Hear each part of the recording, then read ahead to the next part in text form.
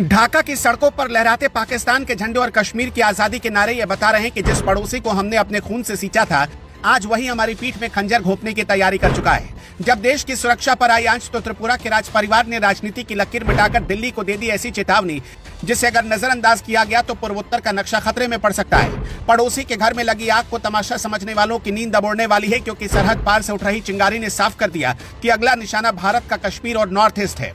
भारतीय high commission पर हमले की कोशिश और भारत को तोड़ने के नारों ने अब दिल्ली के धैर्य का बांध तोड़ दिया और ये तय हो गया कि शराफत की भाषा न समझने वालों को अब उनकी ही भाषा में मोदी सरकार देगी जवाब। जिसे हम छोटा भाई समझकर गले लगा रहे थे, वो पाकिस्तान से भी बड़ा खतरा बनता जा रहा है और अगर अब भी नहीं संभले तो भारत के दोनों तरफ दुश्मनों का ऐसा घेरा बनेगा जिसे तोड़ना मुश्किल हो जाएगा। चुनाव की आड़ में ढाका में जो कट्टरपंथी खेल खेला जा रहा है, उसका असली मकसद सत्ता पाना नहीं बल्कि भारत के खिलाफ ऐसा मोर्चा खोलना है जिसकी आग में हमारी शांति जलकर राख हो जाए। जब पड़ोसी के घर में आग लगती है तो समझदार लोग अपने घर में पानी का इंतजाम करते हैं, लेकिन कुछ लोग तमाशा देखते हैं। मगर अब जो चिंगारी उड़कर सरहद पार से आ रही है वो तमाशा नहीं बल्कि एक बड़ी जंग की आहट है, जिसे नजरअंदाज करना खुद के पैरों पर कुल्हाड़ी मारने जैसा है।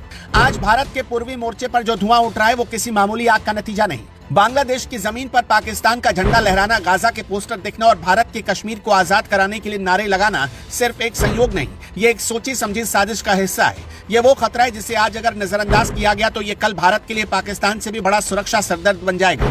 तस्वीरें बिल्कुल साफ है, ढाका की सड़कों पर कट्टरपंथ का नंगा नाच हो रहा है, भारत विरोधी एजेंडा चलाया जा रहा है और कश्मीर को लेकर भड़काऊ बयानबाजी की जा रही। हालांकि सोशल मीडिया पर वायरल हो रहा ये वीडियो अप्रैल महीने का बताया जा रहा है, जब गाजा पर हमले हो रहे थे, लेकिन सवाल यह है कि वीडियो इस वक्त क्यों वायरल किया गया। इसका जवाब वहां की बदलती राजनीति और चुनाव में छिपा है। इतिहास गवाह है कि जब भी किसी देश में सत्ता कमजोर होती है या अस्थिरता आती है तो कट्टरपंथ सबसे पहले अपना सिर उठाता है। आज बांग्लादेश में ठीक यही हो रहा है। इस गंभीर माहौल में कैसी आवाज उठी जो राजनीति के शोर में भी राष्ट्रभक्ति की अलग जगा रही है। त्रिपुरा के शाही परिवार के वंशज और प्रमुख नेता प्रद्योत माणिक्य देव वर्मा ने एक बड़ी लकीर खींच दी है। जैसा कि आप जानते हैं कि प्रद्योत वर्मा बीजेपी के विरोधी हैं, उनकी पार्टी अलग है, उनकी विचारधारा भी अलग है, लेकिन उन्होंने साफ कर दिया है कि जब बात देश की सुरक्षा की आती है तो सारे राजनीतिक मतभेद किनारे रख दिए जाते हैं। उनका ये बयान उन तमाम नेताओं के लिए सबक है जो राष्ट्र सुरक्षा के मुद्दों पर भी राजनीति करने से बाज नहीं आते।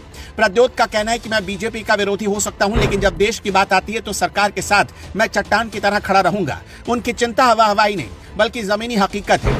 उन्होंने चिंता जताई है कि त्रिपुरा तीन तरफ से बांग्लादेश से घिरा हुआ है। दिल्ली में बैठकर जो चीजें सिर्फ न्यूज हेडलाइंस लगती हैं, त्रिपुरा के लोग उसे रोज अपनी सीमाओं पर महसूस करते हैं। प्रद्योत का कहना है कि अगले 2 महीने बेहद नाजुक हैं। बांग्लादेश में चुनाव होने वाले हैं, वहां जो भी नई सरकार आएगी या जो भी समीकरण बनेंगे उसके तेवर नॉर्थ ईस्ट के लिए मित्रवत नहीं होंगे। जिस देश की सीमा हमसे 3 किलोमीटर दूर हो, अगर वही देश हमारे खिलाफ नैरेटिव बनाएगा तो हमें राजनीति छोड़कर एक राष्ट्र की तरह सोचना होगा। हमें समझना होगा कि बांग्लादेश में हिंदू और जनजातीय समुदायों पर हो रहे हमले सिर्फ सांप्रदायिक हिंसा का मामला नहीं, ये भारत के नॉर्थ ईस्ट को अस्थिर करने की एक बड़ी साजिश का हिस्सा है। नॉर्थ ईस्ट को तोड़ने की धमकी अब सिर्फ बयानबाजी नहीं रही बल्कि एक राष्ट्रीय मुद्दा बन चुका है। अगर हमारे पड़ोस में भारत विरोधी ताकतों को पनाह मिलेगी तो उसका सीधा असर हमारी आंतरिक सुरक्षा पर पड़ेगा। जिस तरह वहां पाकिस्तान के झंडे लहराए जा रहे हैं वो ये बताता है कि भारत के दोनों तरफ अब दुश्मनों का गठजोड़ तैयार हो रहा है। ये एक खतरनाक ट्रेंड है। अब सवाल यह है कि भारत को इस पर क्या करना चाहिए।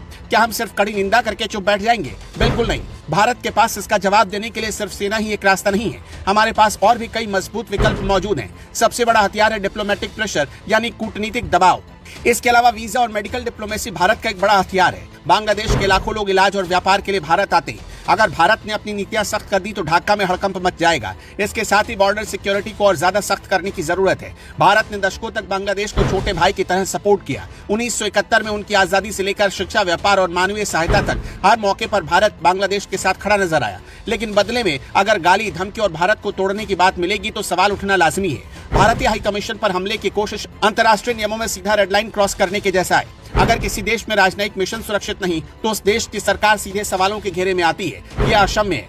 भारत युद्ध नहीं चाहता, भारत हमेशा से शांति का पक्षधर रहा है, लेकिन भारत चेतावनी जरूर दे रहा है। ये चेतावनी बांग्लादेश के उन कट्टरपंथियों के लिए है जो भारत की शराफत को, उसकी कमजोरी समझने की भूल कर रहे हैं। ये चेतावनी उस सोच के लिए है जो मानती है कि भारत अंदरूनी राजनीति में उलझा रहेगा और वो सीमा पार से खेल कर जाएंगे। अब गेंद भारत के पाले में है। सरकार को कड़े और कूटनीतिक रणनीतिक फैसले लेने होंगे। आपका क्या मानना है? कमेंट में बताइएगा।